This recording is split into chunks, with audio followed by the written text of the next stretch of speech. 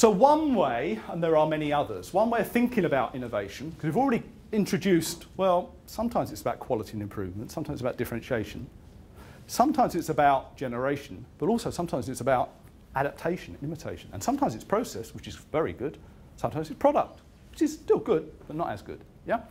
Now, one way of trying to map this, and there are many others, this is one we've been playing around with. It's not yet there yet, it's under development. Sometimes it's a box, the 2x2 matrix of business schools. Sometimes it's a diamond, and we're edging towards a diamond, actually. People like a box on the side. It looks a bit more jazzy. We learned that from Michael Porter, yeah? Diamond looks better than a box. And we're currently on a circle, which I think is the least satisfactory personally, but it's easiest to draw, so you've got a circle, okay? It doesn't matter. It's if you like, it's the dimensions. It's the space that we're interested in, yeah? So don't worry if there's a circle, a diamond, or whatever. Triangle wouldn't work, but yeah, you get the idea. So what have we done so far? We've had a chat about products. Now, the servicing's problematic because some services are more predicated by processes, experiential, but some are more like products. They're more packaged and standardized. So they're a bit of both. So talked about products. What we haven't spoken about very much, other than in the context of business to business versus business to consumer, is this incremental versus radical. Yeah? It's a very important distinction. But it's not a distinction in terms of value. We're not saying incrementals for dumb people, yeah? It's for operations management people and stuff like that and suppliers. We do radical stuff. You know, we're clever people. You know, radical product innovation. That's not the distinction. The distinction is they're different. They need to be managed differently, and they have different contributions. So if you look in many sectors and industries, the game is actually incremental innovation, but cumulatively over time. I know it was Einstein who said one of the things he didn't really understand wasn't about physics, yeah? It was about how cumulative interest rates make such a big difference over time. Cumulative interest rates. Same thing here. Cumulative incremental improvements go back to this idea of sustainable competitive advantage. Over time, if you're smart, you get better and better at certain things, and it's really hard to imitate that. It's not just about bigger plant, or better process. It's about understanding deeply how the product and the process are interacting, what works, what doesn't. Okay? Trial and error, experimentation, call it what you will. So sometimes the trick is that cumulative incremental innovation over time, and that's really smart. Other cases, that's not smart, it's dumb. And I'll give you an example again. Toyota. Toyota is probably the, mix my metaphors here, godfather, I guess that should be Fiat, shouldn't it? It's the godfather of Kaizen, or Toyota Production System, clues in the title, yeah? Or whatever, yeah? Different permutations on that. And a lot of the good stuff we know about quality management and process improvement comes from particularly Toyota, not so much the other ones, okay? But even Toyota realised it had a crisis about a decade ago and said, this is no good. Nobody's paying a premium anymore for quality, okay? And they didn't use PIMs, but the same principle. We've reached a point in quality, relative C quality, where we no longer can charge a premium. Yeah? Apart from Fiat and a few French companies, they're all pretty reliable, at least on the 2 or 3 year ownership cycle. So people aren't willing to pay a premium in this segment. So what else can we do? So even in those sectors, they realised they had to do something different. And so they had different people managing different things to look at the whole product portfolio. One of the outcomes, unfortunately, were hybrid cars, very high margin. Another outcome, which we'll talk about very, very, very shortly, with the Lexus. Okay? So you can have these different strategies at different times. Okay? Going back to that PIMS diagram. So incremental can be good, particularly cumulatively. Okay? But sometimes you need to maybe have a step change and then go back that path. Process on the other side, whether it be a diamond or a circle, we've spoken about at some detail. But don't forget, the returns tend to be much higher for all the reasons that we rehearsed earlier. Hard to imitate, yeah? Hard to develop, hard even to observe when you benchmark. It's much easier to benchmark products and performance than it is processes because you don't get access. Or if you get access, they take you to one part of the building, yeah? Which isn't very interesting. When we were doing benchmarking in the car industry, we went into Fiat, they took us to this part, and we were on a tram. It's like Disney. They're in this little tram car, and they say, look at this. This is the most automated line in Europe. It's 26% of the steps were automated. It was fantastic. Yeah, things swinging around down the south there, thinking, the Japanese don't stand a chance. Don't they know they've got better technology at Fiat? And you drive around the tram, have a lovely lunch, 2.5 hours later, Can we actually walk around the plant? Not allowed. But we have to. That's the methodology. We were sponsored by MIT in the States. That's the methodology. We have to spend 5 days here. We've gone on a tram ride. It's not Disney. We have to do it, otherwise you're not going to be in the database. And then people ask questions. Big calls to head office, blah, blah. As long as you have a chaperone. So they're taking us through the buildings and buildings, buildings, buildings. And there's this huge building. I do not exaggerate. The biggest building on the site. What do you think it was? Not a canteen. That was pretty big. Very nice. It's a rework area.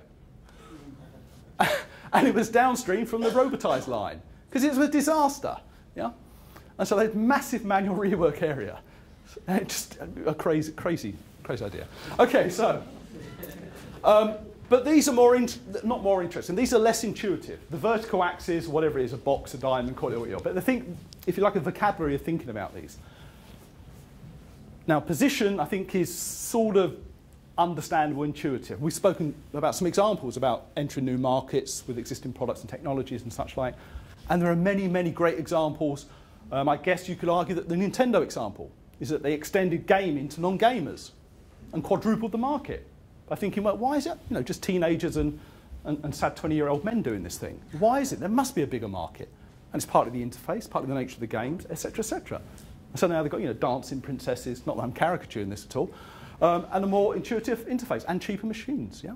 And that worked for many, many years. Now they have another problem, but that's a whole other case study. Okay? So that's a positioning. Another one, for those who are old enough, Lucasade. When I was a kid, you had Lucasade if you were very old and infirm, yeah? Or you were very young like me and you just had measles.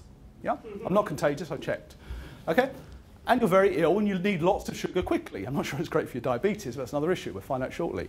But basically, a horrible, again, usual legal qualifications apply. It's a glucose-based drink, yeah? And it had a very relatively small market in terms of invalids, young and old. And then somebody sits back and says, well, let's reposition it in terms of an energy drink. Although the people you see drinking it don't look very energetic sometimes. But as an energy drink, a sports drink, could get lots of promotion and such like. It's been a huge success. Many have followed subsequently, yeah? So positioning is often thinking about what does it actually, what can it do in other contexts? Sometimes it is just that. You don't actually change the focal innovation. Sometimes you have to adapt it. Sometimes you don't even have to adapt it. Okay, so go back to what we said earlier. A lot of the trick is searching what's around and adapting it. And that's a different trick to generating, doing R&D, which is important. But figuring out what other people, what other companies, countries, sectors are doing is an active thing to do. It's actively searching, saying, well, what could we do about that? How would we apply it in our market? What do our customers do with that? Okay. And then we move up, and this is where it gets slightly less satisfactory. We're trying to emulate our peers in marketing and have lots of alliteration so we can all remember it. And marketing, I think one of our professors had 14 or 15 Ps at one point. It starts to get diminishing returns. You can't remember them all. So we're trying to get a P for things that we hadn't captured. And I hate the word paradigm, but I couldn't think of anything else. If you do, let us know, and we'll appropriate it. Paradigm, mental model, business model, call it what you will. Okay? So it's not just about positioning. It's not only about process or product. It's something in addition to all that stuff. Okay? So I guess one example might be, although you might argue it's more about positioning, low-cost airlines. Low-cost airlines, at least the pure ones like Southwest and Ryan, not the ones who've gone all soft like EasyJet where you get seats and things like that. But the pure model, I think, actually generated, in a sort of blue ocean sense, new consumers who had different criteria of what quality was and what value was and what was important. So it generated additional demand, yeah? Okay? And again, I don't care about the language. It's really trying to go beyond, it's all about products and it's all about radical products. And that requires lots of technology and engineers. And so opening that up and saying, no, it's also about process. And it's also about incremental sometimes. And it's also about imitation and repositioning. And sometimes it's even about business model innovation, about how we create value from that. Turn it on its head. Things like Spotify. Yeah? I'm an old codger again. I like physical things that I own and put in big cabinets. Yeah? And it's getting less and less physical. And now it's subscriptions. And you never actually have it. It's on a server in Arizona somewhere, adding to the forest fires. Do you have forests in Arizona? Not anymore. But you see my point. It's a different way of creating value. Okay? I think it's more than repositioning. It's stepping back about what the core proposition is and how you wrap around that. What do you need? You need lots of servers in very cheap areas. You need fast internet. You need lots of IP licenses from all the different record companies. None of these things are trivial. None at all. Okay? And I know you looked at the Amazon case earlier. And one of the smart things Amazon has just introduced to Europe, it's been in the States almost a year, is auto-rip. So if you're buying all these physical discs, CDs, providing they've done a deal with one of the 6 providers, after the event, retroactively, you may have got an email already. Sounds like commercial break. They say, you've been foolish enough to buy 200 CDs from us over the last 200 years, and we're going to auto-rip them in the cloud. So you can access them from any, up to 20 different devices. And I think that's really smart. But behind that are all these deals and licenses and the big server banks in the desert and such like. So partly technology, partly management of IP. Okay, it creates a whole new, so that's, I think, paradigm, business model, I don't care what you call it, but it's not just about repositioning. Okay, I think we should stop there.